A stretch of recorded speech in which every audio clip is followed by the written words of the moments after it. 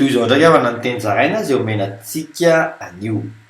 Andresy lahatra ny hafa hiverina amin'Andriamanitra ianao olon'i Kristy. Ny tanjon'ny tompo dia hitady azy izay aretina ampahafantarina ny fisiny. Araka ny voasoratra ao amin'ny Asan'ny Apôstôly toko 10:10, 5:70 amin'ny anaran'i Jesosy hoe mba hitadin'ny tompo ny olona sisa sy ny jentilisa rehetra izay efa niantsoana ny anarako, hoy Jehova. Fitaovana mahomby amin'izany ianao izay efa miaina eo ambany fahasoavana. Araka ny eo amin'ny Romanina toko 4:4 amin'ny anaran'i Jesosy hoe fa ny ota tsy hanakery aminareo, fa tsy mba ambany lalàna ianareo fa ambany fahasoavana.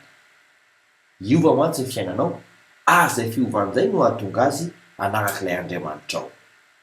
Vavaka isika, ray eo, misaotra anao mampiaina eo ambany fahasoavanao ka nahatonga ny hafa hanaradianao koa. Amin'ny anaran'i Jesosy Kristy velona avy any Nazareta. Amen.